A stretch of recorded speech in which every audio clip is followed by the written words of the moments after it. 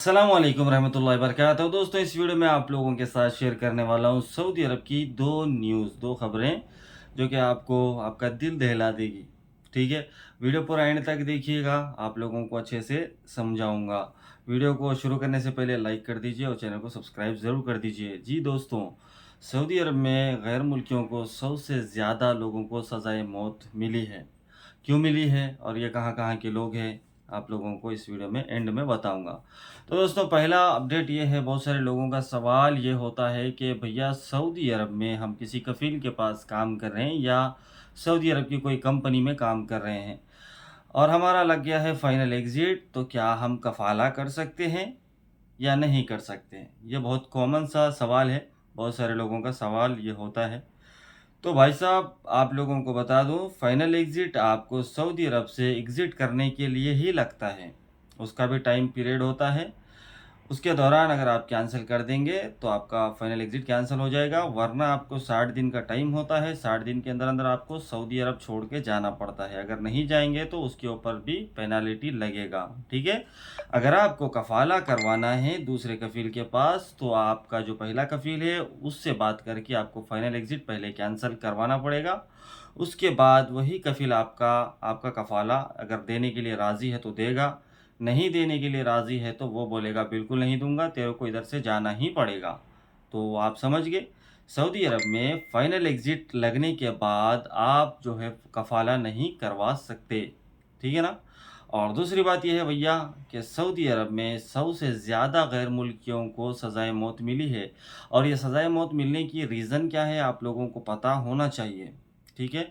और 2022-2023 में सिर्फ 34 लोगों को या 35 लोगों को सज़ाए मौत मिली थी, लेकिन 2024 स्टार्टिंग से लेके अभी तक, यानी स्टार्टिंग से लेके 90 महीने तक की जो अपडेट है उसमें बताया गया है कि टोटल 199 लोगों को सज़ाए मौत मिली है सऊदी अरब में। उसमें सऊदी सिटीज़न्स भी है और गैर मुल्की भी है और उसमें अपने इंडिया के लोग भी शामिल हैं और सबसे ज़्यादा लोग उसमें पाकिस्तान के पाए गए हैं। 21 लोगों को, पाकिस्तानियों को सज़ाए मौत मिली है और 20 से ज़्यादा यमनी लोग हैं, 14 सीरियन हैं, 10 नाइजीरियन हैं, 9 इजिप्शियन हैं और 8 जॉर्डान के लोग हैं और 7 इथोपियंस हैं।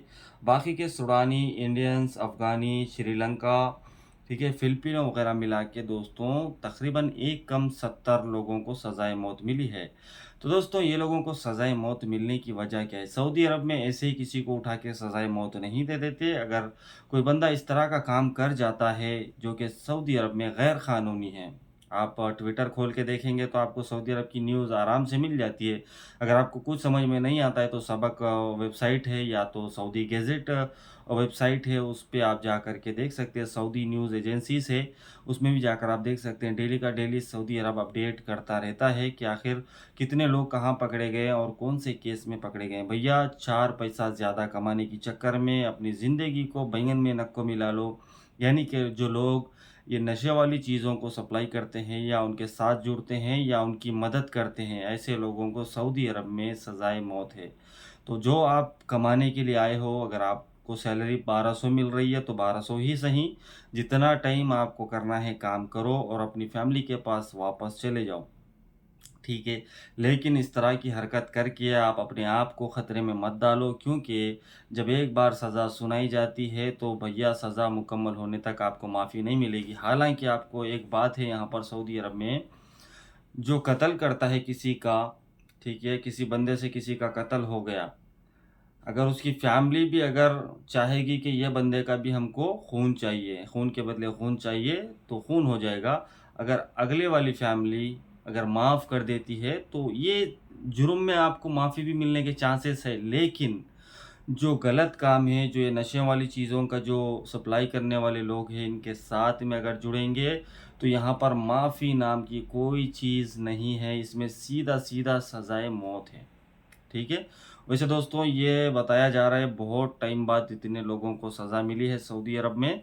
ऐसा नहीं होना चाहिए, लेकिन लोग इस तरह की हरकतें कर रहे हैं और सऊदी अरब में बहुत तगड़ी चेकिंग हो रही है। पहले से बहुत ज़्यादा चेकिंग्स हो रही है और जिसके पास अक़ामे नहीं है और जो लोग बिना अक़ामों के काम कर रहे हैं या इलीगल तरीके से काम कर रहे ऐसे लोगों को भी बहुत बड़ी मुश्किल आने वाली है आगे चल के, क्योंकि चेकिंग बहुत टाइट तरीके से चल रही है। तो आप लोग अपनी हिफाजत करिए, जो भी है अपनी जाने की तैयारी कर लीजिए। अगर आपके पास अकामा नहीं है, आप इलीगल तरीके से सऊदी अरब में हैं, तो भैया पहले आप सऊदी अरब से निकल जाइए, वरना आपको जेल के अंदर भर दिया जाएगा। फिर आप जो है फिर परेशान होते रहोगे, आपकी मदद करने कोई नहीं आएगा। उम्मीद करता हूँ ये छोटा सा अपडेट आप लोगों को समझ में आया होगा। वीडियो समझ में आया है तो लाइक करिए, आगे शेयर करिए, और कोई भी गलत काम करने से सऊदी अरब में बचिए। ठीक है, जो काम के लिए आए हैं वो काम करिए और वापस चले जाइए। आप बल्दिया में आए हैं तो बल्दिया का काम करिए, आप ड्राइवर में आए हैं तो ड्राइवर में करिए, आप कंपनी में आए हैं तो कंपनी में जो काम आपको लग रहा है वो काम करिए। लेकिन इस तरह की हरकतें बिल्कुल मत करिए भाई। ये चोरी करने में भी आपको जो है छोटी मोटी सज़ा मिल जाती है, लेकिन ये जो नशे वाली चीज़ों का सौदा करना या उसको पार्सल करना, या उसके साथ अगर ज़रा सा भी आपकी भाप जुड़ी हुई है, तो समझो आपकी ज़िंदगी ख़तरे में है। तो भैया सऊदी अरब में आप लोग, अगर आपको यकीन नहीं आता है तो सऊदी अरब के मैं जो वेबसाइट्स बताया हूँ जा कर के चेक करिए, डेली के कितने लोगों को पकड़ते हैं। ठीक है, उम्मीद करता हूँ आगे आप वीडियो शेयर करिएगा, और जो भी बंदे सऊदी अरब में हैं, गल्फ़ में काम कर रहे हैं, तो भैया अपनी हिफ्ज़ व अमान में रहिए। अल्लाह आप सबको हिफ्ज़ व अमान में रखिए, और अल्लाह सबकी हिफाजत करे। आमीन या रब्बुल आलमीन। चलिए, मास्सलामा, अल्लाह हाफ़िज़।